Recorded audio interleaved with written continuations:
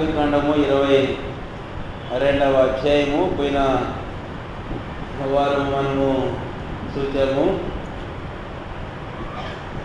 22వ అధ్యాయము ఆదికాండం చదివిన భాగానికి మనం వస్తాము.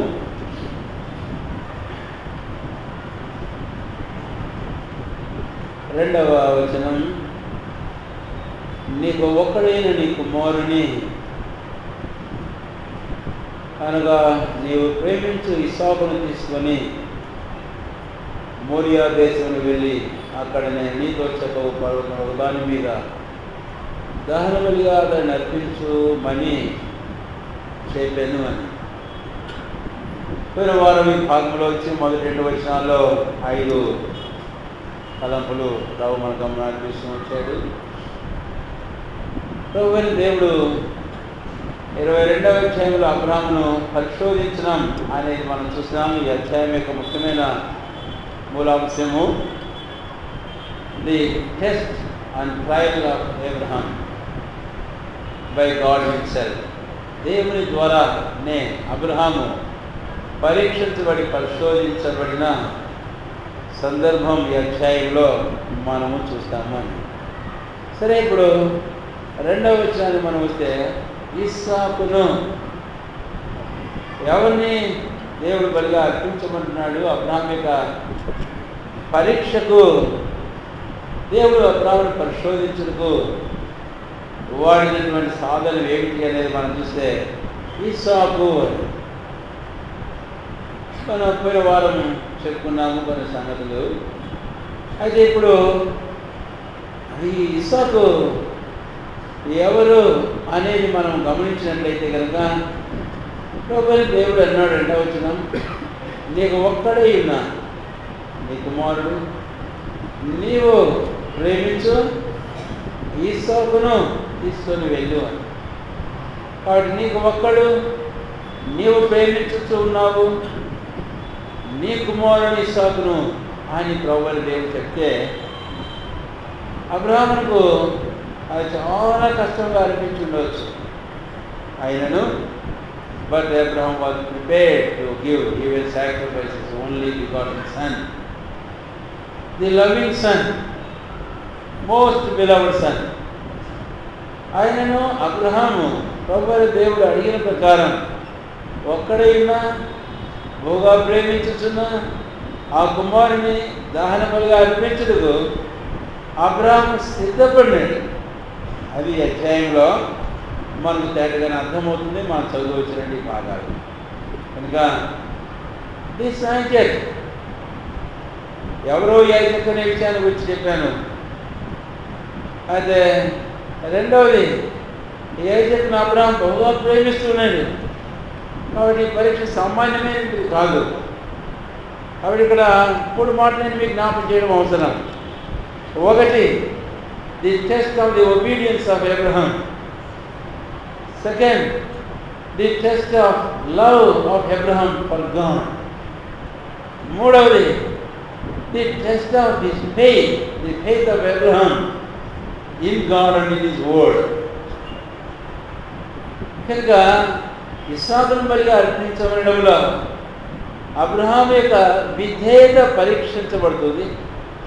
అబ్రహాము దేవుని యొక్క ప్రేమ పరీక్షించబడుతుంది. Abraham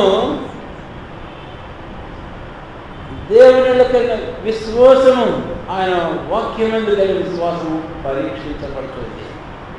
so the test of obedience and the love and the faith of Abraham in God and in His word. Yet Abraham was prepared to offer his son. సరే, ఇంత పరీక్ష అయినప్పటికీ అబ్రహాం తన ఒకే కుమారుడిని ఇస్సాకును బలి అర్పించడానికి తాను సిద్ధపడ్డాడు. సరే, ఇప్పుడు మొదటి తలపు మనం వెళ్దాం. 22వ అధ్యాయం మనము మొదటి తలంపుకు మనం వెళ్దాం. What made Abraham to offer his son? Abraham తన జీవితంలో తన కుమారుడైన ఇస్సాకును బలిగా అర్పించడానికి హేతువు ఆధారం ఏంటో మనం చూడబోతాం. అది దానికైతే ముందుగా ఈ మాట నేను మీకు జ్ఞాపకం చేస్తాను. Abraham was very much prepared, and the instant obedience of Abraham. కీర్తనల గ్రంథంలో 119వ అధ్యాయంలో కీర్తనకారుడు దావీదు ఒక మాట అంటాడు. రండి దయచేసి 119వ కీర్తన గ్రంథం చదవండి దయచేసి 60వ వచనం. 60వ వచనం.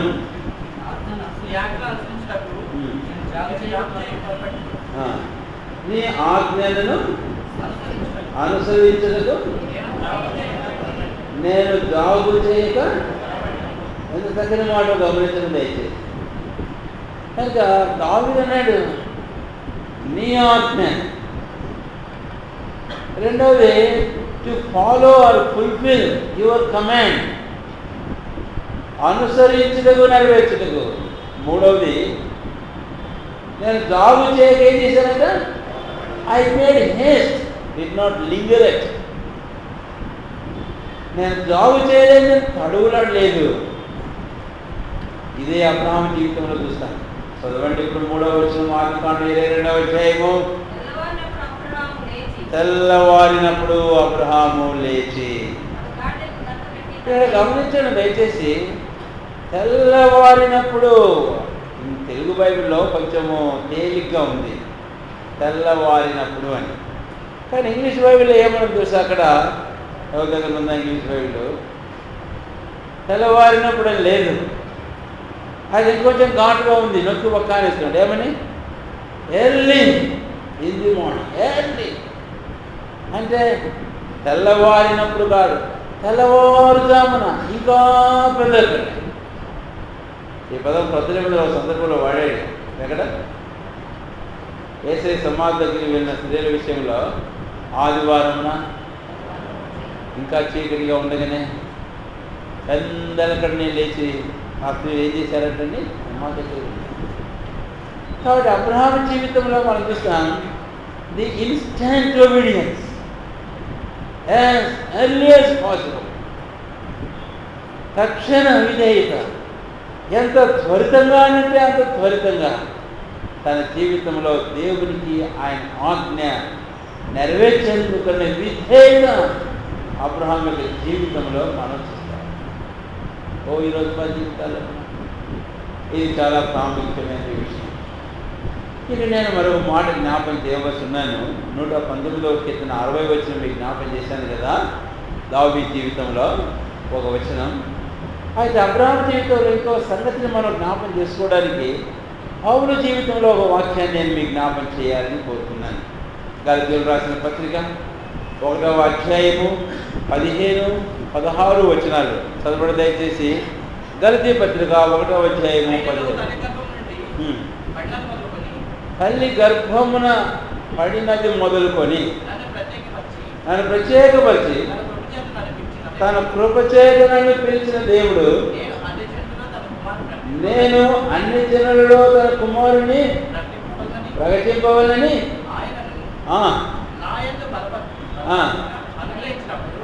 ఆయనను నా యందు బయలుపరచని అనుగ్రహించినప్పుడు. వినండి ఆ మాట, వాక్యం బాగా తేటగా చదవాలి. అందుకే ఇంతకుముందు ఎప్పుడో నేను చెప్పినట్టు నాకు గుర్తుంది కదా, మీకు గుర్తుందో లేదో. అటు మీరు బైబిల్ చదివేటప్పుడు బిగ్గరగా చదవండి. ఇంట్లో కూడా బిగ్గరగా చదవండి. మనసులో కాకుండా బైబిల్ చూసి బిగ్గరగా చదవండి, అలవాటు అయిపోతుంది. ఒకవేళ ఇంకా ఎక్కడికైనా పొలంలోకి గుట్ట మీదుగా వెళ్ళి కూర్చొని ఇంకా బిగ్గరగా చదవండి, బాగా అలవాటు అవుతుంది. సరే, ఇక్కడ ఒక మాట మీకు ఏమైనా కావాలి. పౌలు అపొస్తలుడు 1వ అధ్యాయం 15వ వచనం 16 వచనాలలో తల్లి గర్భమున ఆయనను ఏర్పరచుకున్నాడు, తన కుమారుని ఆయనకు బయలుపరపని అనుగ్రహించినప్పుడు ఏం చేశాను, నేను మనుష్య మాత్రతో నేను సంప్రదింపలేదు. I have not conferred with flesh and blood. ఇంగ్లీష్లో ఫ్లెష్ అండ్ బ్లడ్ వాడాడు. మనుష్య మాతృత్వం అని తెలుగులో ఉంది. ఇంగ్లీష్లో రక్త మాంసములతో నేను సంప్రదించ చాలా చక్కగా. నేను ఇంకెవరితో సంప్రదించలేదు. ఇప్పుడు నేను అబ్రాహాముకు వద్దాను, తన ఏకైక కుమారుడిని ఇస్సాకును బలిగా అర్పించమన్నప్పుడు ఇమ్మీడియట్గా he could have, there was the possibility of consulting the next person in the family. Who is that? ఎవరు? సారా. సారా అడిగిండాల్సింది అబ్రాహం. నేను అడిగారా? అబ్రాహం అడగలే. సారాని అడగలే Abraham. He has not conferred or consulted this lady, Mrs. Abraham. Abraham తన భార్యను, ఈ స్త్రీని అడగలేదు. ఎందుకు? తనకు తెలుసు. ఏం తెలుసు తనకు? పౌలు అపోస్తలుడు ఒక మాట అంటాడు, రోమీయులు రాసిన పత్రిక 8వ అధ్యాయము 5వ వచనము 6వ వచనం చదవండి దయచేసి.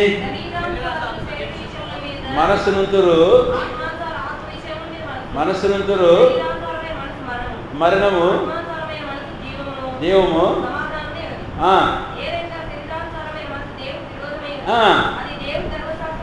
వినండి మాట, చాలు.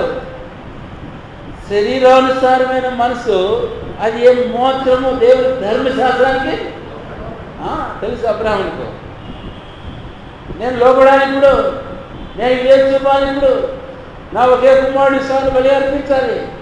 నాకు తెలుసు శరీరానుసారమైన శరీరము రక్తం ఒప్పుకోదు. Even my flesh and blood also will not accept to submit my self to God and his command. More than that my wife will never agree. నా భార్య అంతకంటే మించి ఏమాత్రం ఒప్పుకోతాను తెలుసాల్సి. అందుకనే పౌలు ఒక మాట అన్నాడు, నేను మనుషులను ఏమాత్రము సంప్రదించా. అది అబ్రహాముల కోసం. The instant and implicit obedience. He has not conferred any human being, any flesh and blood, because he knew very well that will not submit, yield to God and His command. దేవుడికి ఆయన ఆజ్ఞకు ఆ శరీరం లోపల సంగతి తనకు బాగా తెలియదు. ఎన్నో పర్యాయం ఇదే మన జీవితంలో వాస్తవం, మనం గుర్తించలేకపోతున్నాం. ప్రభు మాట్లాడుతున్నాడు, ఆయన ఆజ్ఞాపిస్తున్నాడు, ఆయన అడుగుతున్నాడు, ఆయనను మనం విధేయ చూపలేకపోతున్నాం. కారణం ఏమిటి అని అంటే మన జీవితాలలో రక్త మాంసములను సంప్రదిస్తూ ఉంటాం. ఏ రక్త మాంసములు ఒప్పుకుంటారు? ఏమాత్రం ఒప్పుకోరు. కాబట్టి అది నీకే తెలుసు. You yourself know that it is God and it is the word of God, the command of God that comes to you. Even certain times, even in our own lives, this flesh and this blood will not yield to God and His command. Moreover, others will never. కనుకనే ఎరిగిన వారమై మన జీవితాల్లో కాబట్టి ఎన్నోసార్లు దేవుడు చెప్తున్నాడు, దేవుడు మాట్లాడుతున్నాడు, ఇది వద్దు, ఇది కాదు, ఇది చేయి, ఇది లోపల, ఇది చేయి అనిపించు. అయినా మనం లోపడకపోవడానికి, చేయకపోవడానికి, విధేయత చూపడానికి, విడిచిపెట్టకపోవడానికి, ప్రభువుకు ఆయన ఆజ్ఞకు ఆ ప్రకారం చేయకుండా ఉండడానికి కారణం ఏమిటో కాదు. నీ శరీరమే, నీ రక్తమే. నువ్వు ఇంకా ఆ మనిషిని ఈ మనిషిని కలుషం చేస్తున్నావు. శరీరము రక్తం ఎప్పుడు దేవుడికి ఆజ్ఞ లోపల గుర్తుంచుకో. కాబట్టి యువకు శరీరము రక్తమాంసము నీ జీవితంలో చోటు, నీకు నీ దేవుని మధ్య తావు ఇవ్వకు. ఇచ్చివా మనం ఏమాత్రము దేవుని ఆజ్ఞ నెరవేర్చేయాలని విధేయము, ఆయన భయభక్తుల సాక్ష్యం అనేంత మాత్రము పొందలేము. ఈ రెండు మాటలు ఇద్దరు దైవజనులు నేను మీకు జ్ఞాపకం చేశాను అబ్రహామిక జీవితంలో. ఒకటి the instant obedience and the obedience which has not conferred of blood and flesh. ఏ శరీర మాంసమును సంప్రదించని ఆ విధేయత. దావీదులో 119 కీర్తన 60 వచనం, పౌలులో 1వ అధ్యాయం గలతీ పత్రిక 15-16 వచనాల్లో ఈ రెండు సంగతులు అబ్రహాం జీవితంలో మనం చూస్తాం. ఈరోజు ప్రభు మన జీవితంలో కావాలని దేవుడు ఆజ్ఞాపిస్తున్నాడా? అది చేయమని చెప్తున్నాడా? వాడిని విడిచిపెట్టమని చెప్తున్నాడా? ఇది నాకు కావాలి అని చెప్తున్నాడా? ఆ మార్గం కాదు, ఇదిగో ఇదే మార్గం, ఈ ప్రకారం చేయమని దేవుడు చెప్తున్నాడా? ఒకసారి మన జీవితాన్ని పరీక్షించుకొని ఈ మొదటి భాగంలో ఈ తలంపుల్లో ప్రభు మన జీవితాలు సమర్పించాలి. ఇక్కడే మొదటి భాగంలో మరొక మాట నేను మీకు జ్ఞాపకం చేయాలి. ఏమిటి అది అని అంటే, చివరికి అబ్రహాం తన జీవితంలో ఈ కార్యమును ఆరంభించడమే కాదు, ఆ కార్యం ఏం చేశాడు అనేది మనం గమనించినట్లయితే 22వ అధ్యాయంలో 3వ వచనంలో తీసుకొని వెళ్తున్నాడు. ఆ తర్వాత మనము క్రిందకన వచ్చినట్లయితే కనుక అబ్రహాం ఆ ప్రకారము చేశాడని మనం చదివాం ఇందాక. 16వ వచనం చదవండి దయచేసి.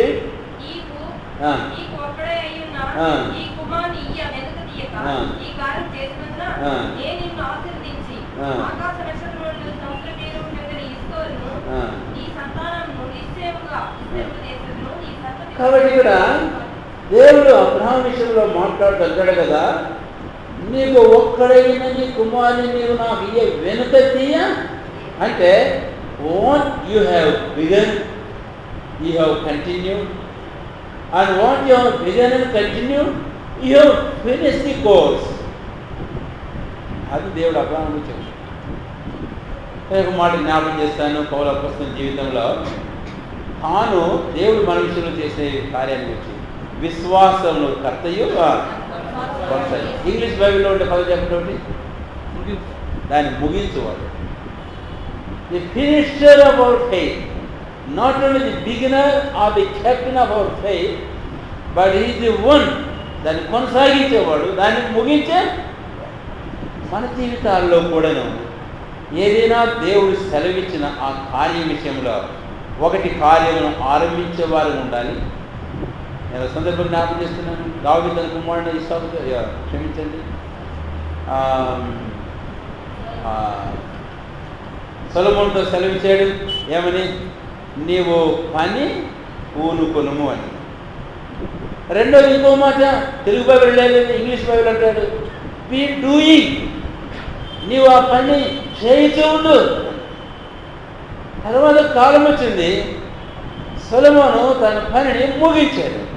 అందుకనే ఫలానా మాసంలో పని ప్రారంభించాడు, 5వ అధ్యాయం. ఆ తర్వాత దాన్ని జరిగించుతూ వచ్చాడు. ఆ తర్వాత 7వ అధ్యాయంలో ఆ పనిని ఆయన ముగించాడు. ప్రసంగి 7వ అధ్యాయం, క్షమించండి 7వ అధ్యాయమే కదండి, 7వ అధ్యాయం 8వ అధ్యాయం. ప్రసంగి 7:8 కార్యారంభము కంటే కార్యార్థము అబ్రహాములో అది మనం చూసాం.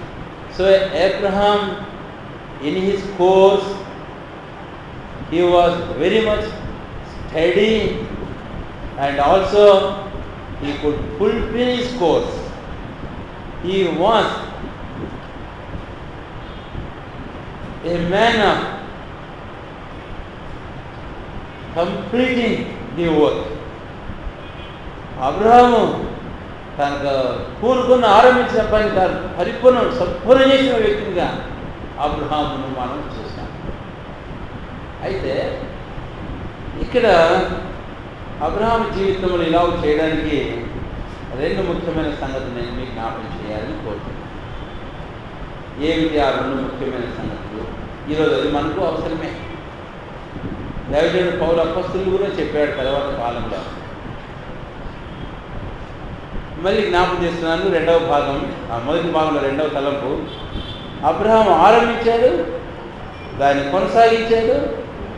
దేవుడిని యెహోవా చూపించిన తోటికి వెళ్ళాడు. 3 దినాలు బయలుదేరి ఆగిపోలే, బయలుదేరి పోయినాడు. 3 దినాలు ప్రయాణం చేశాడు. 3 దినాలు ప్రయాణం చేసిన తర్వాత దేవుడు సెలవిచ్చిన ఆ పని ఏం చేశాడట, ముగించేశాడు, పూర్తి చేశాడు. అది చాలా ప్రాముఖ్యత మన జీవితంలో గుర్తుంచుకున్నామని నేను చెప్పాను. అయితే ఆ మొదటి భాగంలోనే మరొక తలపు మనం వస్తే, what made Abraham to be steady and to complete the mission. అంటే తాను పూనుకున్న ఆ పనిలో నిలకడగా ఉండి ఆ పని పూర్తి చేయాలి. అబ్రహామును సిద్ధపరిచింది ఏంటి అనేది 2 మాటలు జ్ఞాపకం చేశాను. ఒకటి, the power of the Holy Ghost of God. రెండవది, the guidance of the word of God. దేవుని పరిశుద్ధాత్మ యొక్క శక్తి, దేవుని వాక్యం యొక్క నడుపుదల, ఈ రెండు చాలా ప్రాముఖ్యమైనవి. See, what Abraham began to do is not from his impulse. అంటే అబ్రహాము ఏమైతే చేయడానికి పూనుకున్నాడో అనేది అది తన స్వకీయమైన ప్రేరేపణ చేత కలిగింది కదా. పదం గుర్తుంచుకోండి, తన స్వకీయమైన ప్రేరేపణ వల్ల కలిగింది కాదు. It is not from his impulse, but it is from God. కనుకనే అబ్రహాము తన జీవితంలో ఈ రెండు సంగతులను బట్టి పనిని తాను పూర్తి చేయగలిగాడు. ఒకటి, దేవుని వాక్యం యొక్క నడుపుదల, ముందుకు పెడదాం. రెండవది, దేవుని పరిశుద్ధాత్మని యొక్క శక్తి వలన. సరే, ఈ రెండు మనం అర్థం చేసుకోవడానికి నేను ఒక ఉదాహరణ సాదృశ్యం మీకు జ్ఞాపకం చేశాను. ఇప్పుడు రైల్వే స్టేషన్కి వెళితే మనకు ట్రైన్ కనపడుతుంది. ట్రైన్ కదలడానికి ఏమని చెప్పండి, దేర్ ఈజ్ పవర్, ఒక శక్తి ఉంది, ఉందా లేదా? అంతకుముందేమో స్టీమ్ పవర్, ఆ తర్వాతనేమో డీజిల్ పవర్, ఇప్పుడేమో electric power. There is power. శక్తి ఉంది కాబట్టి ట్రైన్ ఏమవుతుంది, మంచిదే. ఆ పవర్ లేకపోతే ట్రైన్ ఏం కాదు, మూవ్ కాదు. రెండవది ఇంకోటి చాలా ప్రాముఖ్యమైనది మీరు చెప్పాలి. ఇప్పుడు ఏంటో, if there is power also it needs the guidance. Electronic power ఉన్నా, స్టీమ్ పవర్ ఉన్నా, ఏమున్నా దానికి ఏం కావాలి, గైడెన్స్ కావాలి. ఏంటి గైడెన్స్? రైలు పట్టాలు, సిగ్నల్స్ అని వదిలేసే ఏంటంటే రైలు పట్టాలు. ఒకవేళ పట్టా తప్పి పవర్ ఉన్నా చెప్పలే, పవర్ ఏమో ఉంది, బండి ఏమో పట్టా తప్పింది, పోతుందా?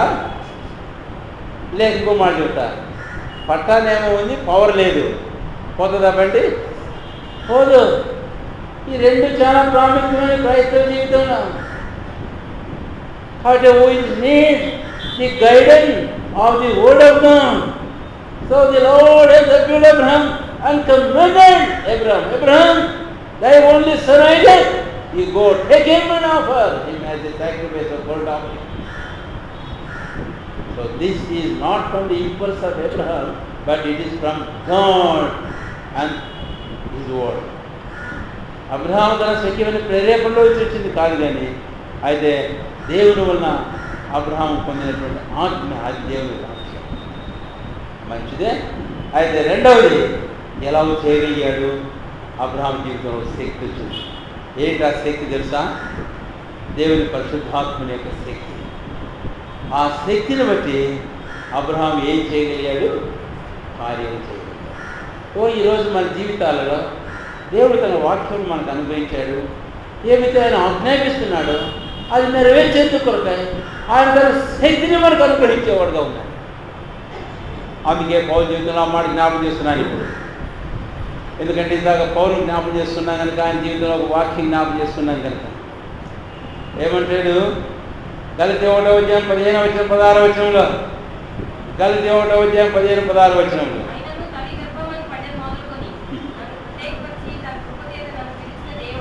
కృపచేత నన్ను పిలిచిన దేవుడు. చాలు, ఇక్కడ రెండు మాటలు మనం చూస్తాం. వాడు నన్ను పిలిచిన దేవుడు, I heard the calling of God. నేను విన్నాను, దేవుడు నన్ను పిలిచాడు, నా ఆయన బయలుపడి అనుగ్రహించాడు. I know that He has chosen me even from the womb itself. It is from God, very sure. నాకు తెలుసు ఈ దేవుని వల్ల దేవుని తెలుసు. అయితే రెండోది ఎలా చేస్తున్నాడు తెలుసా? కృపచేత. అందుకనే ఇప్పుడు ఒక్క వాక్యం జ్ఞాపకం చేస్తున్నాను. 1 తిమోతి 12-13 కలుస్తాయి అనుకుంటాను. దోషకుడును, హింసకుడును, హానికరుడు చెప్పిన తర్వాత తన పరిచర్యకు నియమించి నన్ను బలపరిచిన ప్రభువైన క్రీస్తు యేసునకు నేను కృతజ్ఞుడై. 2 మాటలు. ఒకటి the calling and commission of God, రెండవది the power and strength even from God. ఈ 2 సంగతులు అన్నమాట. కాబట్టి ఈరోజు మనలో ఏ ఒక్కరమైనా ఒకటి దేవుని వల్ల కలిగిన ఆయన ఆజ్ఞ, ఆయన మాట ద్వారా కాకుండా మన స్వకీయమైన ప్రేరేపించేది మనం ఏమి చేయకూడదు. రెండవది, దేవుని వల్ల కలిగినటువంటి ఆయన ఆజ్ఞ వాక్యం మూలంగా మనకు కలిగినటువంటి ఆ పని పరిచర్య ఏదైనా మనం నెరవేర్చాలంటే ఆయన వల్లనే మనకు శక్తి బలం కావాలి. కానీ మన స్వకీయమైన శక్తి బలం చేత ఏమాత్రం దాన్ని జకరియా 4:6-7 ఇది శక్తి చేతనైనా బలం చేతను కాకనా ఆత్మ చేతనే దుర్నడి సైన్యంలో హోవా ఎదిగిన వారమై ఆ ప్రకారం మన జీవితంలో ప్రభావపడుతుంది. మన ముందు సై ఆజ్ఞ ఇచ్చిన వాడే నెరవేర్చేందుకన్న శక్తిని ఆయన దయచేసేటటువంటి దేవుడు. కాబట్టి ఆ ప్రకారం మన ముందు సాగిపోతే నిశ్చయముగా దేవుని ఆశీర్వాదం మన జీవితంలో పొందుతాము. అంతేకాకుండా దేవుడు మన ద్వారా ఏమవుతాడంటే చెప్పండి, ఘనపరచబడతాడు. రెండవ భాగాన్ని మనం వద్దాము. దయచేసి ఆదికాండము 22వ అధ్యాయం. మీరు వెళ్ళేటప్పుడు అబ్రహాము తన సేవకులతో అన్నటువంటి మాట ఇక్కడ మనం చూస్తాం. ఆదికాండము 22వ అధ్యాయము 5వ వచనం అందరం కలిసి చదువుకుందాం త్వరగా. తన పని వారితో మీరు గాడితో ఇక్కడనే ఉండి నేను ఇచ్చిన వాడును అక్కడికి వెళ్ళి దేవుని బ్రొక్కి మరలా మీదకు వచ్చేదమని. రెండవ భాగం నేను జ్ఞాపకం చేసుకోండి. ఆ చోటుకు వచ్చారు పర్వతం దగ్గరికి. ఇప్పుడు అబ్రాహాము వారు తీసుకుని పోవడం లేదు. తనకు తెలుసు వీళ్ళు తీసుకుపోయినా కూడా ఏం చేస్తారట, వీళ్ళు ఆటంకం చేస్తారు. నువ్వు చారమ్మ చెప్పకుండా తీసుకొని వచ్చావు, మా కళ్ళ ముందు ఇప్పుడు అప్పగిస్తావా, కుదరదు అంటారు. తెలుసు. అందుకనే నేను మొదటి చెప్పాను, చాలు. ఇప్పుడు అనివార్యం ఇక్కడ పెట్టి కుమారుడిని విశ్వాసం తీసుకొని పైకి వెళ్ళి ఒక మాట చెప్పాడు, మేము వెళ్ళి దేవుని బ్రొక్కి మరలా మీదకు. ఇంగ్లీష్ బైబిల్లో ఉందేమో నన్ను చూసి ఆ పదం సరళంగా లేదు, గాడ్ అనే పదం, కానీ తెలుగులో పెట్టాడు బ్రాకెట్లో. ఆ పదం తప్పకుండా ఉండమనేది చాలా అవసరం అక్కడ. ఇంగ్లీష్ బైబిల్లో లేదు కాబట్టి ఇంగ్లీష్ బైబిల్ ఉన్నవారు అక్కడ గాడ్ అని పదం పెట్టుకోండి. We go yonder and worship God. మేము దేవుడు చూపించిన ఆ చోటికి వెళ్ళి దేవునికి మ్రొక్కి. చాలా ప్రాముఖ్యమైన మాట ఇది.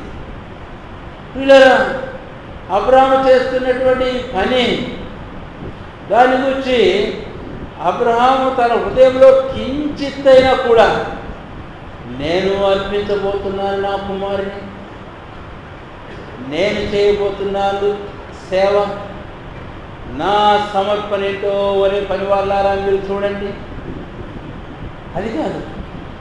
నేనును ఈ ఎవరు చిన్నవాడును అక్కడికి వెళ్ళి దేవుని మొక్కుతాను. So myself on this land, go yonder and worship Him. So in this service of Abraham to God, Abraham was very much in knowledge and recognition of this person, God.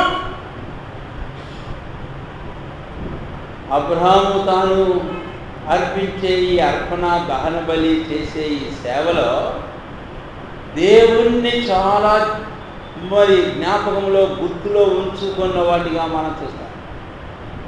ఎన్నో పర్యాయములు ప్రభువుని దేవుని మనం చేసే సేవ దేవునికి మనం అర్పించే అర్పణలు బలుల్లో we miss this personality and the most important object of our service.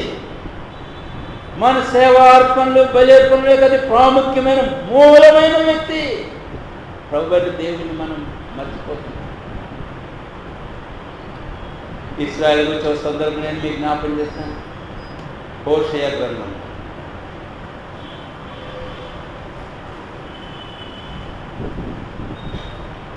దానియేలు గ్రంథం తర్వాత హోషేయ గ్రంథం. దయచేసి రండి. 8వ అధ్యాయము హోషేయ గ్రంథం 14వ వచనం. అందరం కలిసి చదువుకుందాం.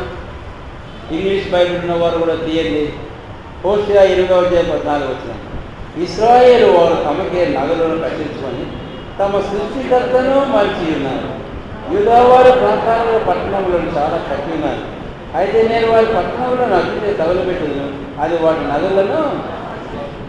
ఇశ్రాయేలు వారు తమకే నగరాలు కట్టించుకున్నారట, ప్రాకారములు చాలా కట్టి ఉన్నారట. చూసారండి. కాబట్టి అయితే ఎవరి కొరకు కట్టారంటే అవన్నీ చెప్పండి. తమకే అన్నటువంటి మాట దయచేసి గమనించండి. తర్వాత కిందకు వెళితే 9వ అధ్యాయం 4వ వచనంలో యెహోవాకు ద్రాక్షారస ప్రాణార్పణను వారు అర్పింపరు, వారు అర్పించు బలి ఆయనకి ఇష్టము. మరి దేనికి అర్పిస్తున్నారు వారు? దేని కొరకు కట్టారు వారు? దేని కొరకు వారు ప్రాకార పట్టణం కట్టారు అంటే అక్కడ బహుస్పష్టం ఉంది. తమకే అన్న మాట గమనించండి. ఆ సందర్భంలో ఒక పదం వాడాడు. చూసారా మీరు? ఏమిటి ఆ పదము? 14వ వచనం. తమ సృష్టికర్తను ఏం చేసినారట? మరచి ఉన్నారు అని తెలుగులో ఉంది. కానీ వేరే భాష బైబిల్ నుంచి మనం తర్జుమా చేసుకుంటే అక్కడ ఒరిజినల్గా వాడిన మాట ఏంటంటే దే హ్యావ్ మిస్లైడ్ దేర్ గాడ్. మరచి ఉన్నారు కాదు, వారు తమ దేవుణ్ణి ఏం చేశారట? ప్రక్కనెట్టేశారట. ఇప్పుడు 12వ అధ్యాయంలో మాట చూస్తాం. లే అసైడ్. 2వ వచనంలో సులువుగా చిక్కులు పెట్టి పాపం ప్రతి భారను ప్రక్కకు lay aside. So these people, Israel, building so many, and also building the walls and building the altars also and giving the sacrifice and offerings, but they have misled the very object. అసలు మూలమైన దేవుడినే వారు పక్కకు నెట్టేశారు. అది మర్చిపోయి ఎప్పుడు ఒక వ్యక్తి తాను చేసే పనుల్లో దేవుని పక్కకు పెడతాడో, ఎందుకు పెడతాడో తెలుసా? చెప్పండి, ఎందుకు పెడతాడో తెలుసా? అక్కడ ఒక పదం మీరు చెప్పారు ఇందాక. ఎందుకు పెడుతున్నారంటండి? తమ కొరకే.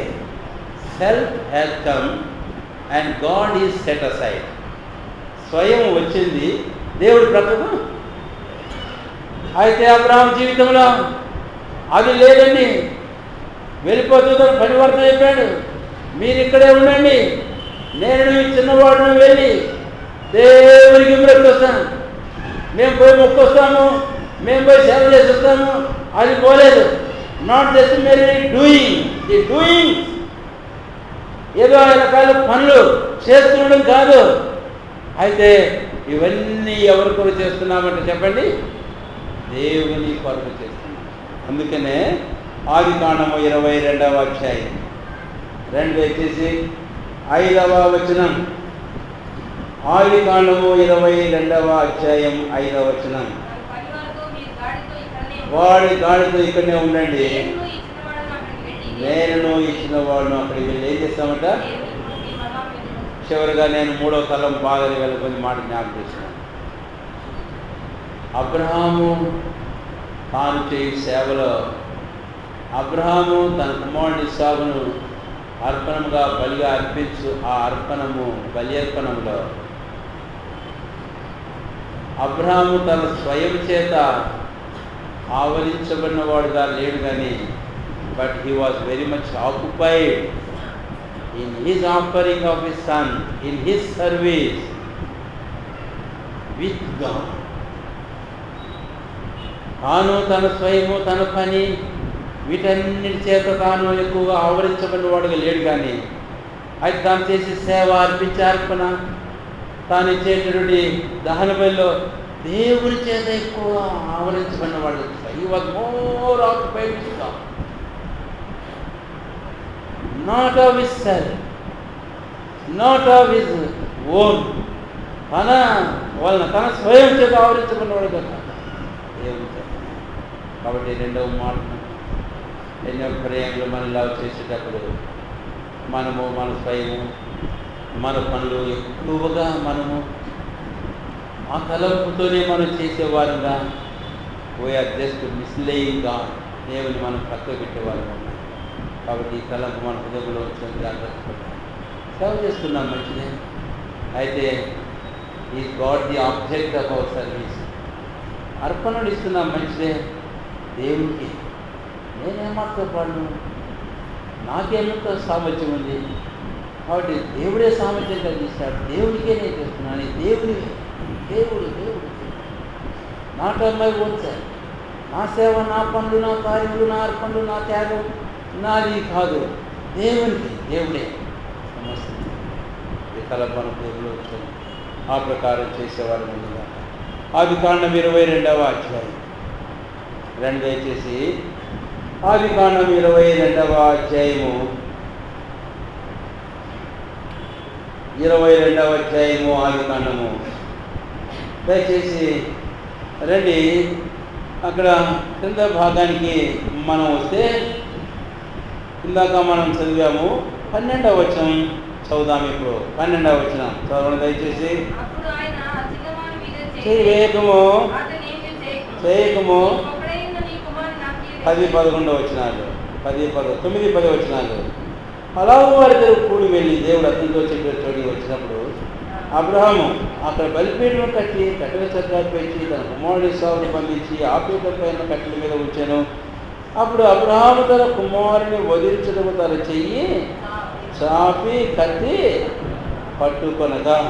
తనకి ఇక్కడ ఆ మాట గమనించడం దయచేసి. ఇద్దరు పైకి వెళ్ళారు. ఇద్దరు పైకి వెళ్ళిన తర్వాత ఏం చేశారు? కట్టెలు పెంచాడు, బలిపీఠం కట్టాడు. ఆ తర్వాత కుమారుని ఇప్పుడు ఏం చేయబోతున్నాడుట? ఇక్కడ మనం గమనించినట్లయితే అబ్రహాము తన జీవితంలో వాళ్ళ మనుషులు చెప్పిన తర్వాత దాసులకు వీళ్ళిద్దరూ పైకి వెళ్ళిపోతున్నారు. అక్కడి నుంచి వాళ్ళు పైకి వెళ్ళిపోతుంటే దారిలో కుమారుడు మాట్లాడు. అబ్రహాము ఏం తీసుకున్నాడంటే అండి నీకు. తర్వాత అబ్రహాము చేతులు ఇంకేముందండి? కత్తి. తర్వాత కట్టెలు ఎవరి మీద ఉన్నాయండి? తండ్రి కొడుకులు ఇద్దరు చూసుకుంటూ పోతున్నారు, ఒకరినొకరు మాట్లాడుకుంటారు. అబ్రహాము తెలిసి ఈ సంగతి అంతా కానీ ఇస్సాకు తెలియదు.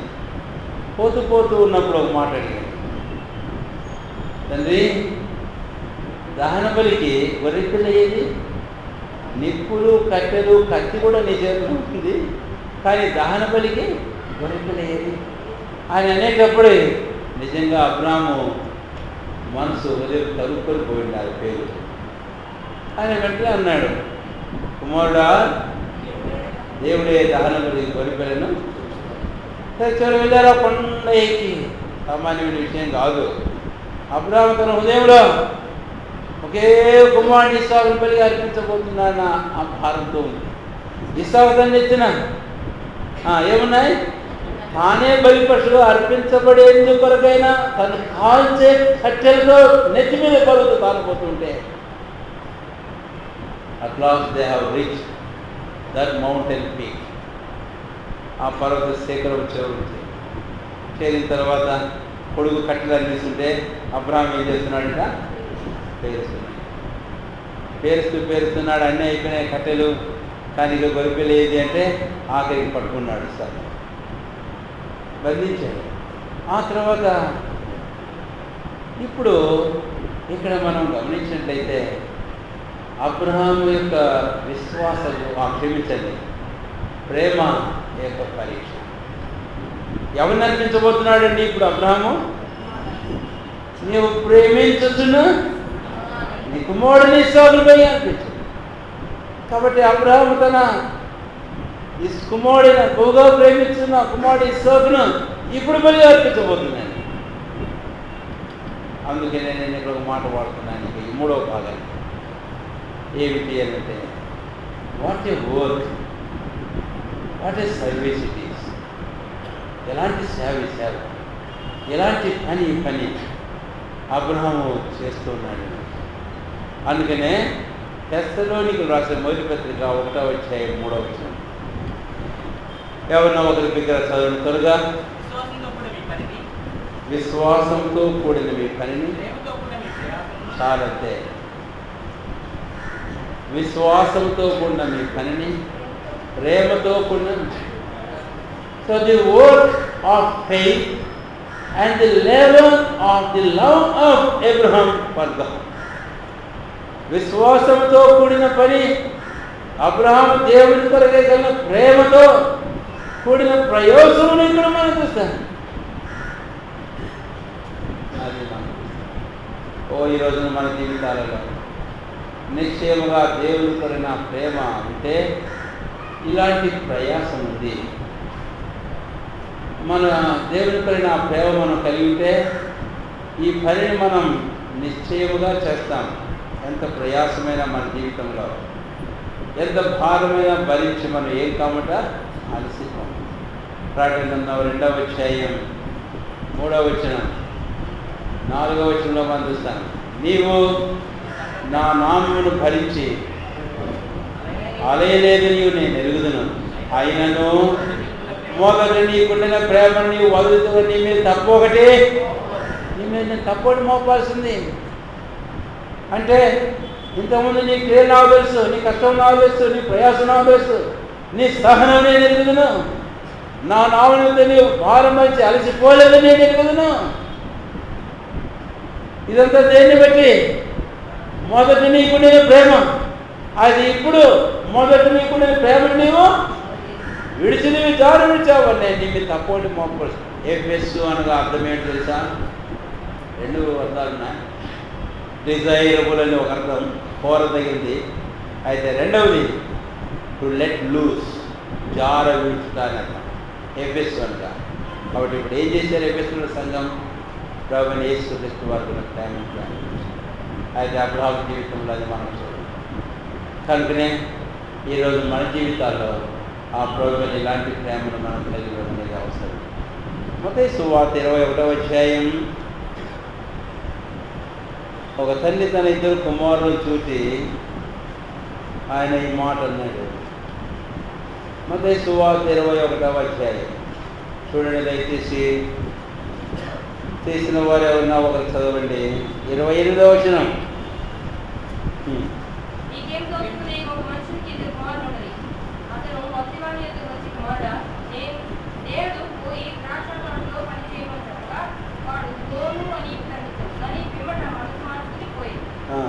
మరొకరి దగ్గరకు వచ్చి ఓ అని అంటే ఏమన్నాడు వాడు?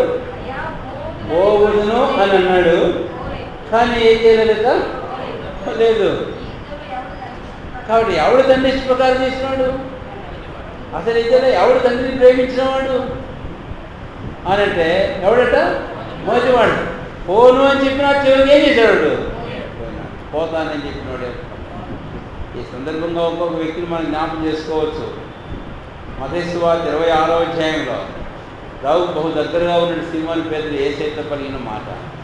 ఎప్పుడైతే యేసయ్య తన శిలువ మరణానికి వచ్చి మాట్లాడుతూ వచ్చాడో పేతురు అన్నాడు, నీతో కూడా చావవలసి వచ్చిన నేను నిన్ను విడువను, అందరూ నిన్ను విడిచిన నిన్ను అని చెప్పిన వ్యక్తి.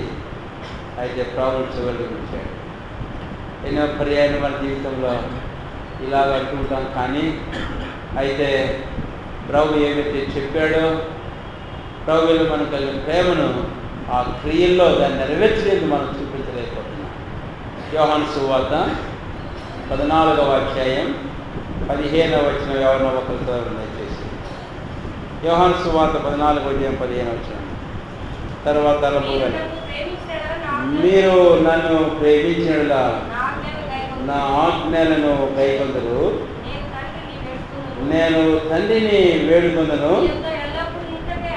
మీ యొద్ద ఎల్లప్పుడూ ఉండుటకై ఆయన వేరొక ఆదరణకర్తలు మీ యొద్దకు. కనుక ఎవడైతే నన్ను ప్రేమిస్తున్నాడో వాడు ఏం చేస్తాడంటనా, వాడు అబ్రహాము దేవుని యొక్క ఆజ్ఞను గైకొనడం ద్వారా.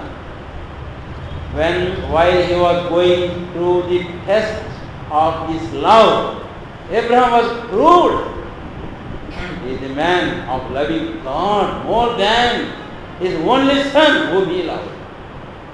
తన ఒకే కుమారుడు ఇస్సాకును ప్రేమించిన ప్రేమ కంటేను ప్రభువైన దేవుని ఎక్కువ ప్రేమించాడు అని అబ్రహాం ఏం చేశాడని చెప్పండి, కనుక అబ్రహాము విధేయత విషయంలో పరీక్షలు నిలిచాడు. రెండవది అబ్రహాము దేవుని ప్రేమించే విషయంలో, తన ప్రేమ విషయంలో పరీక్షలు అబ్రహాము ఏమైనాడు, దేవుడినే ఎక్కువ ప్రేమించేవాడని రుజువుపరుచుకున్నాడు. నిశ్చయముగా ఇలా కావడం అనేది మనకెంతో ఆశీర్వాదం, మనం ఎక్కువ భాష కలుగుతాం. ఇప్పుడు 4వ మాట కదా, రెండు వచ్చేసి హెబ్రీ పత్రిక 11వ అధ్యాయం. హెబ్రీ పత్రిక 11వ అధ్యాయం. త్వరగా తీసిన వారు 17వ వచనం చదవండి. ఎవరన్నా ఒకరు.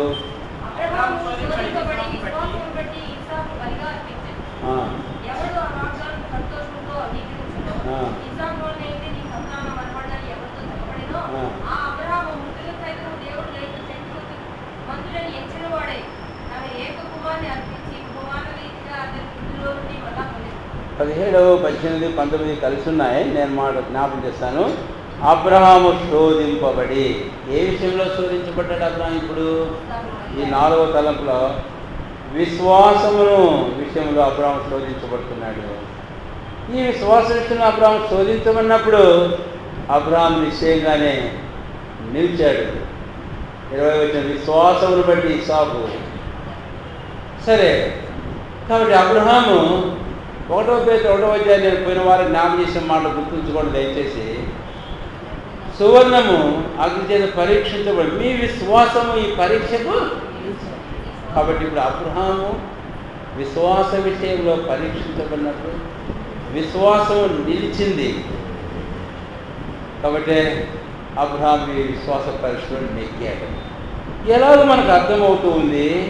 రండి 11వ అధ్యాయము 17వ వచనం. అబ్రహాము శోధింపబడి విశ్వాసమును బట్టి అని. ఆ తర్వాత క్రింద భాగానికి వద్దాం, దయచేసి చూడండి. అబ్రహాము మృతులను సహితము లేకుడు దేవుడు శక్తిమంతులని ఎంచిన వాడు. కాబట్టి మృతులను సహితము లేకుడు దేవుడు ఎవరంటాడు చెప్పండి. కాబట్టి అబ్రహాములో ఆ విశ్వాసం కనపడుతుంది. 22వ అధ్యాయం 5వ వచనం 4వ భాగంలో గుర్తుంచుకున్నారు. 11, 15తో పాటు 22వ అధ్యాయం 5వ వచనం ఆది కారణం. పైకి వెళ్తూ పనివారితో ఏమాడు చెప్పాడు, చదవండి.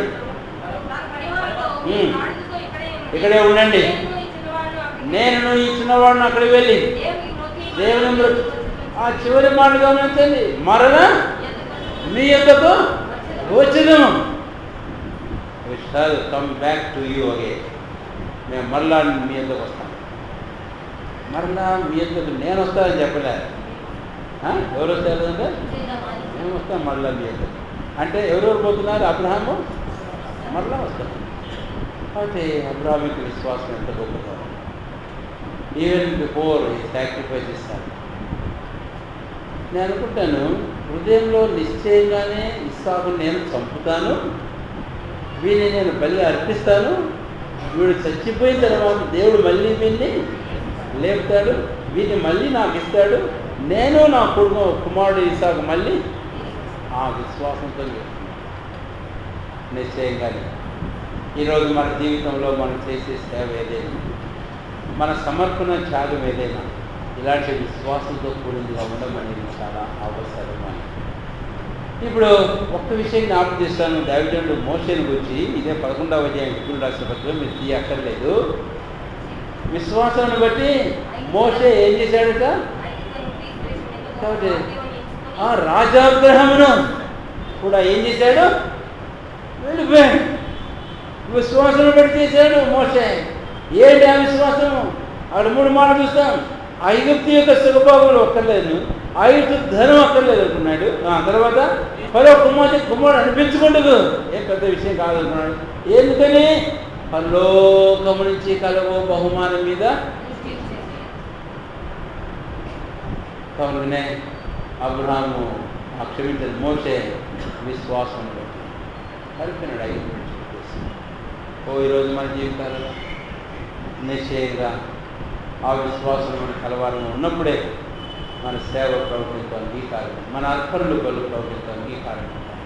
విశ్వాసం మూలం కాంతి ఏదో ఏంటంటే చెప్పండి. కాబట్టి ఒక విశ్వాసం మనకు కూడా ఉంది. ఏమిటి ఆ విశ్వాసము? అది మనం తుదమటుకు గట్టిగా చేపట్టవలసిన వారంగా ఉన్నాయి. కనుక ఒకవేళ ఎన్నో విషయాలు మీరు జ్ఞాపకం చేసుకోవచ్చు, కానీ అయితే ఒకటి నేను మీకు జ్ఞాపకం చేస్తున్నాను. అబ్రహాము తన కుమారుడిని ఇస్సాకును ఇచ్చేటప్పుడు విశ్వాసంతో దేవుడి వల్ల మళ్ళా పొందుతానన్న విశ్వాసం. 11:24 మార్క్స్ వార్త.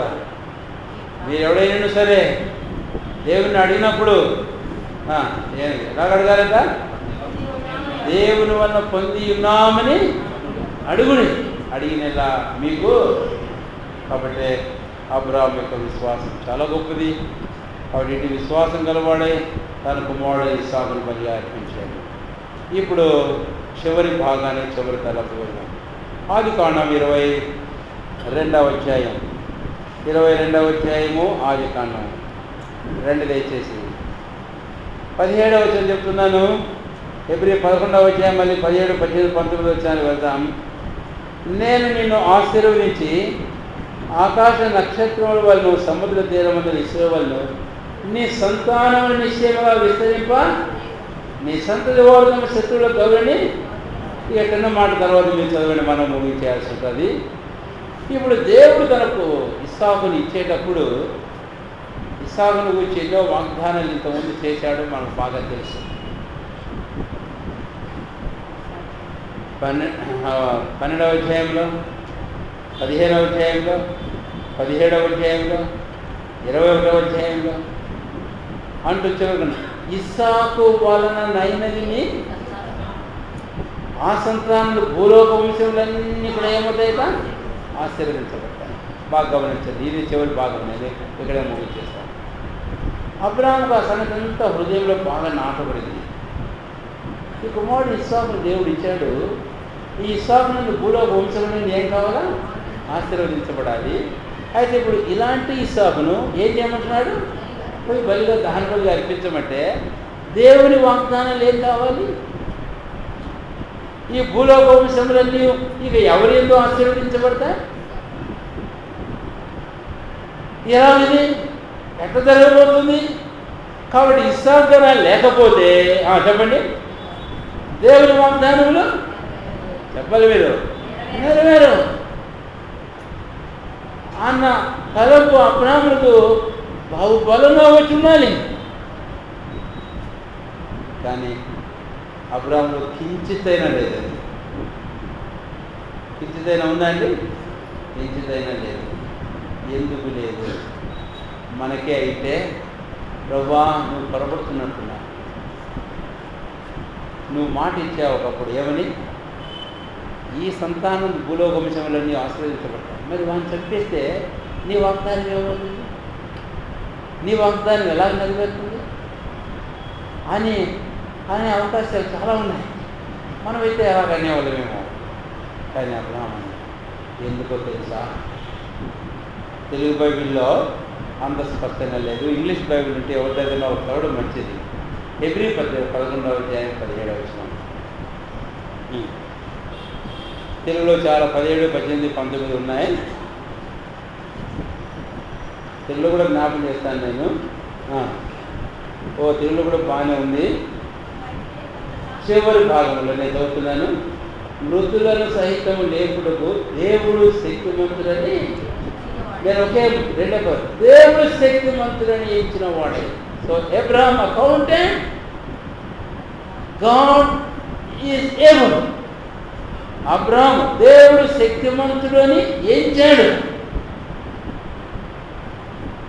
God is able. ఆ ఏబుల్ అనే పదం మీకు ఇందాక నేను ఆరాధనలో ఉపమానం ఇచ్చినప్పుడు మీకు మాట జ్ఞాపకం చేసిన తర్వాత వస్తామని చెప్పాను కదా. ఎప్పుడు 7:25 మీకు జ్ఞాపకం చేసినప్పుడు దేవుడు సంపూర్ణంగా రక్షించడానికి ఏమైనాడంట. అదే యూదా పత్రిక చివరి వచనంలో ఉంది ఆ మాట. సరే, మీరు తర్వాత చూడండి. ఇక్కడ అబ్రహాము తన ఏకైక కుమారుడిని ఇస్సాకు నుండి భూలోకంలో ఆశ్రయించబడే దేవుని మాట అబ్రహాము బాగా తెలుసు. అయినా దేవుడు అడిగినప్పుడు ఆ ఇస్సాకును తీసుకుని వెళ్ళి బలి అర్పించేస్తున్నాడు. అయితే దేన్ని బట్టి అర్పిస్తున్నాడు తెలుసా?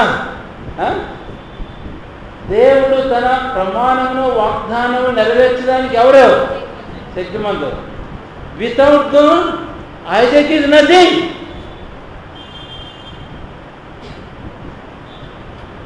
For God's promises to be fulfilled,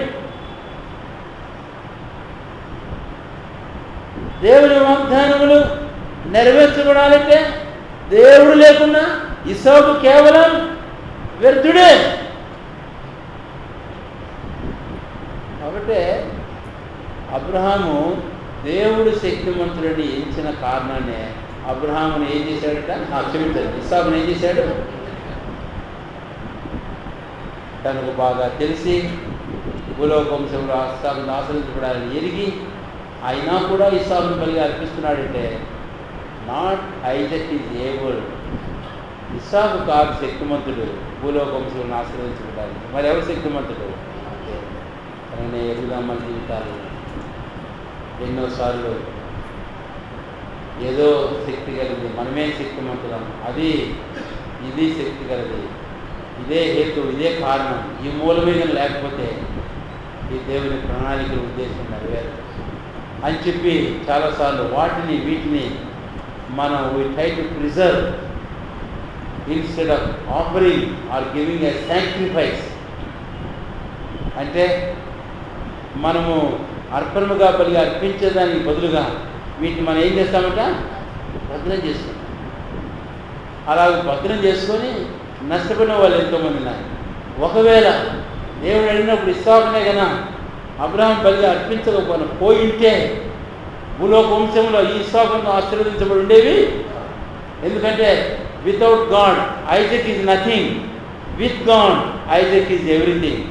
even without Isaac God is able and he is everything. ఇస్సాకు లేకపోయినా దేవుడు శక్తిమంతులే, ఆయన చేయగలరు. ఆయన దేవుడు లేకుండా ఇస్సాకేమి. అందుకే గుర్తుంచుకోమ్మా మన జీవితాలు. అది అబ్రహాం ఎంచుకున్నాడు, మనం అలాగే ఎంచుకుందాం కాదు. చివరికి కార్యపద్ధ వివరాల గురించి ఒక మాట చెప్తాను, తర్వాత మీరు ఇంకా దీని మీద కొన్ని తలంపులు మీరు ధ్యానం చేసుకునేదానికి అవకాశం ఉండడానికి. ఏలియా వెళ్ళి చెప్పాడమ్మా, నాకు కొంచెం నీళ్ళు ఇస్తావా? 1:17 అధ్యాయం. అప్పుడు ఆమె నీళ్ళు తీసుకుంటూ ఆడకపోతే వెనక్కి కూర్చున్నా, అమ్మా నాకు ఒక అప్పని తీసుకొని వస్తావా? ఆమె రహస్యం అంతా బయటపెట్టింది. నీకు తెలుసు కదయ్యా, ఈ కరువు దేశంలో కనుక కట్టెడి పిండి గుడ్డలో కొంచెం నూనె ఉంది, నేను నా కొడుకు ఈ పూటకు చేసిన చెరొక అప్పం తిని చావడానికి సిద్ధంగా ఉన్నా, అందుకే ఈ పొలం చేసుకోవడానికి వచ్చాను. That is our faith and that is our hope. అయితే అలాంటి పరిస్థితుల్లో ఏలి అన్నాడు, అమ్మా మొదట నాకు ఒక అప్పం తీసుకుంటాను. అప్పుడు ఆ స్త్రీ ఏలియా మాట విని ఆ గుడిలో ఉండే ఆ పిండి కొంచెం నూనె తీసుకుని గుర్తు చేసి ఏలియా తీసుకుని అప్పుడు ఆ కరువు తీరేంత వరకు గుడిలో నూనె తక్కువ కాలేదు, తొట్టిలో పిండి తక్కువ కాలేదు. ఇంకా ఆశ్చర్యం ఎందుకో. కాబట్టి ఈ గుడ్డిలో పిండి నూనె, ఈ తొట్టిలో పిండి, నేను నా కుమారుడు బ్రతకడానికి, ఈ పూట ఈరోజు బ్రతకడానికి చాలనుకున్నాను, అవి చాలు. అయితే ఏం లేక ఎప్పుడైతే ఇచ్చి ఖాళీ చేసుకున్నదో దేవుడు చాలవాడు సంగతి అర్థం చేసి వచ్చేసింది. కనుకనే ఆ విశ్వాసంతో పరీక్షలు నిలిచింది. కనుక నిశ్చయంగా కరువు తీరేంత వరకు గుడిలో నూనె తక్కువ కాలేదు, తొట్టిలో పిండి తక్కువ కాలేదు. ఈరోజు దేవుడు is the God of all impossibilities. అసాధ్యములన్నీ ఆయన దేవుడు, సాధ్యపరిచే దేవుడు. కనుకనే గుడ్డిలో నూనె పెట్టిలో పిండితో నేను బతుకుతాను అనుకోకూడదు. You sacrifice it, you offer it when God demands and requires from us. దేవుడు మన దగ్గర నుంచి కావాలి అని అడిగినప్పుడు, ఆయన ఆజ్ఞాపించినప్పుడు ఇచ్చేసి, నేను ఎలా బతకాలి, ఇదే నా బతుకు, ఇదే నా జీవం, ఇదే నా మూలం, ఇది ఇస్తే ఎలా అనుకోకో, గివ్ ఇట్ అప్. అది అబ్రహాము చేశాడు. ఎన్నో పర్యాయంలో అది ఇస్తే అదే నా జీవం, అదే నా ఊపిరి, అదే నా ప్రాణం, అదే నా ఆయుష్, అది లేకపోతే నేను ఎలా బ్రతకగలను మనం అనుకుంటాం. కానీ అనుకొని మనం దాన్ని పెట్టుకోవడం ద్వారా మనం ఏం పెట్టడానికి కాలేదు. ఇంకెన్నో సందర్భాలు చూడండి. చివరిగా మాట జ్ఞాపకం చేస్తున్నాడు. ఒకడు తన ప్రాణమును కాపాడుకునేవాడు దానిని, తన ప్రాణమును పోగొట్టుకునేవాడు దానిని దక్కించుకుంటాడు. అదే అర్థం. He wanted no more to keep Isaac. He was very much prepared to lose him. ఐజాక్ను కాపాడుకునేదానికి తను ఏమాత్రం సిద్ధంగా లేదు, పోగొట్టుకునేదానికి సిద్ధంగా ఉన్నాడు. కాబట్టి ఏం చేశాడు ఐజాక్ను? అంతేకాదు, ఐజాక్ అంతా భూలోకం ఆశీర్వదించినట్టు దేవుడు వాగ్దానాలు నిలుపుకున్నాడు. కనుకనే అల్టిమేట్గా ఆఫరింగ్ అయిపోయిన తర్వాత దేవుడు అబ్రాహాముకి ఏం చెప్పాడు? చదివాం మనం ఇందాక 17వ అధ్యాయం 15వ వచనంలో ఏమన్నాడు? ఓ నేను నీకు చెప్పాను కదా, ఇదిగో ఇస్సాకులో భూలోకం నేను నీకు ఆశీర్వదిస్తాను పోండి. కనుకనే ఈ సంగతిలో మన హృదయంలో సమర్పించి ప్రభువులో మనం పాల్గొన్నాం, ప్రార్థన చేస్తున్నాం. అందరూ మోకాలు పోయిందండి.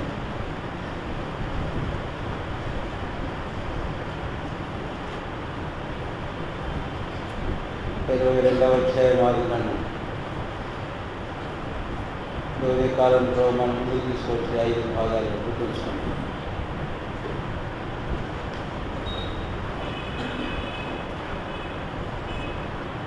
ఇస్సాకు వల్ల ఏమైనా అవుతుంది, ఇస్సాకు నేను అప్పగిస్తే ఈ దేవుని వాగ్దానాలు నెరవేరుతాయి అన్న సంశయం అబ్రాహాం జీవితంలో కించితైన లేదు. అది అంచలేదు. ఇస్సాకు వల్లైనది సంతానం అనబడినట్టు కూడా దేవుడు చెప్పాడు. అయినా after all what is Isaac is nothing, but God is everything. Isaac as for himself is not able, but it is the God who is able. ఇస్సాకు కాదు, దేవుడే శక్తిమంతుడే ఇచ్చాడు అబ్రాహాం. ఏం చూసుకోగలరా, ఏం చూసుకోలేదు. కొన్నిసార్లు మన జీవితంలో దేవుని ప్రణాళికలు, దేవుని వాగ్దానాలు, దేవుని నిబంధనలు, దేవుడు మనతో సెలవిచ్చినవి అవన్నింటి యొక్క నెరవేర్పు నేను, నా కుటుంబం, ఈ ఉద్యోగం, ఈ ఆస్తి, లేకపోతే ఈ ఐశ్వర్యం, ఈ హేతు, ఈ మూలం అని మనం అనుకుంటూ ఉంటాం. అయితే దేవుడు వాటిని అడుగుతూ ఉంటే, అరే దేవుడు ఎలాగ అడుగుతున్నాడు ఇవి? కాబట్టి దేవుని వాగ్దానాలు ఆయన సెలవిచ్చి నెరవేరాలని ఇవన్నీ నాకు ఉండాలి కదా. ఇవన్నీ ఆయనకి ఇస్తే ఇది ఎలా నెరవేరుతుంది, ఇది ఎలా జరుగుతుంది అంటే దేవుని కంటే వాడిని ఎక్కువగా శక్తి గలీలుగా నువ్వెచ్చుతున్నా పొరపడుతున్నా. వాడు అర్థం చేసుకో, నీవు కాదు శక్తిమంతుడవు, నీ ఉద్యోగం కాదు చాలింది, నీ సంపాదన కాదు సరిపోయేది. ఒకవేళ దేవుడు కావాలని ఆజ్ఞాపించేది ఏదో అది ఇస్తే ఇదేలా జరుగుతుందని నువ్వు అనుకుంటావేమో, అనుకోవడం ద్వారా అది ఇదే చాలింది అని నువ్వు అనుకుంటున్నావు. దేవుడు లేకుండా ఇస్సాకుకి కేవలం వ్యర్థం, నీది ఏదైనా అది కేవలం వృద్ధాన్ని గుర్తుంచుకోండి. కాబట్టి దేవుడు, అందుకే ఆ పదం గుర్తుంచుకోండి. ఆదికాండం 11:15 దేవుడు శక్తిమంతుడైన అబ్రహాము ఎంచాడు. ఇస్సాకు కాదు శక్తిమంతుడు. నువ్వేది శక్తిమంతుడు, శక్తి కలిగిన ఎంచుకున్నా? దేవుడు దాన్ని అడుగుతుంటే అమ్మో ఇది ఇస్తే ఎట్లా, ఇది ఇస్తే అదేలా దొరుకుతుంది, ఇలాగూ అర్పించుకుంటే అదేలాగూ నెరవేరుతుంది. చాలాసార్లు ఈ హేతువాదాలు నా జీవితాన్ని తనకు గుర్తుంచుకో. దేవుడు శక్తిమంతుడిని ఎంచు నీ జీవితంలో. అదే అబ్రహాము జీవితంలో చూశాను. అబ్రహాము యొక్క విశ్వాసం ఏంటో మనం చూశాను. అటు విశ్వాసం బట్టి తన కుమారుడిని ఇస్సాకును బలిగా అర్పించగలిగాడు. మొదట మనకు నాలుగు విశ్వాసం స్థిరంగా గట్టిగా చెప్పబడింది. ఆ విశ్వాసం పరీక్షలు ఇచ్చింది. మెప్పు పొందాడు అబ్రహాము. అబ్రహాము యొక్క ప్రేమ పరీక్షలు ఇచ్చింది. ప్రేమతో కూడా తన పని ప్రయాసంలో మనం చూసాం. అంతేకాదు అబ్రహాము యొక్క జీవితంలో ఆదికాండం 22వ అధ్యాయంలో మనం చూసాం. నేను నువ్వు ఇచ్చిన వాడు వెళ్ళి దేవుని మొక్కుతాను.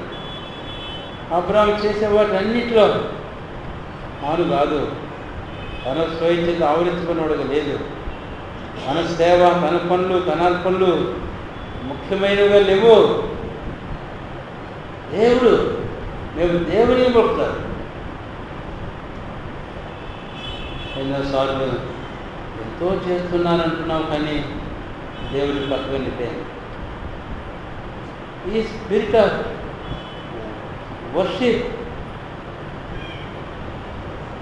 ఈ ఆరాధన ఆత్మ మన జీవితాలు లేదు. ఈ వైఖరి మన జీవితాలు లేదు. మనం అర్పించే అర్పణలో, మనం చేసే సేవలో, మనం పడే ప్రయాసంలో, మనం పడే కష్టంలో మనమే కనపడుతున్నాం. మన పనులే కనపడుతున్నాయి, మన అర్పణలే కనపడుతున్నాయి, మన ప్రయాసం చెమటే కనపడుతున్నట్టుంది. కానీ దేవుని కొరకైన ఆరాధన ఆయన ముఖ్యంగా మూలంగా కనపడడం లేదు. అదే ఇస్రాయేలు మనం చూసాం. తమకే నగలు కట్టుకొచ్చున్నాను, తమ దేవుడు యెహోవాను మర్చారు. అయితే అబ్రహాము జీవితంలో మనం చూస్తాం. కుమారుని బలిగా అర్పించబోతున్నాడు. కట్టెలు, నిప్పు, కత్తి అన్ని చేతులు ఉన్నాయి. అయితే అవి ఏవి గుర్తుకు రావడం లేదు. దేవుని కొడతాను. So Abraham was more occupied, very much occupied with God in his work, in his offering, in his service. మనం ఎలాగున్నాం? మనం పరిశీలిస్తాం. అబ్రహాం యొక్క విధేయత పరీక్ష గురించిందిగా మనం చూస్తాం. ఇది తన ప్రేరేపణ వల్ల కలిగింది కాదు. కాబట్టి తను ఆరంభించిన పనులు నిలకడగా ఉన్నాడు చివరి దాకా. తను పూర్తి చేశాడు ఆ పనిని. అయితే తనంతట తాను దాన్ని నెరవేర్చిన శక్తి తనకు లేదు. అందుకనే 2 కారణాలు చూశాను. దేవుని వాక్యం యొక్క నడుపుదల, దేవుని ఆత్మ శక్తి చేత చేయగలిగాడు. ఈ 2 మన జీవితాలు ఎంతో అవసరం. కాబట్టి నీ కలిగే ప్రేరేపణ బట్టి నువ్వేదో చేయకూడదు. ఆ ప్రేరేపణ ద్వారా నువ్వు పూనుకొనేదో చేయలేవు.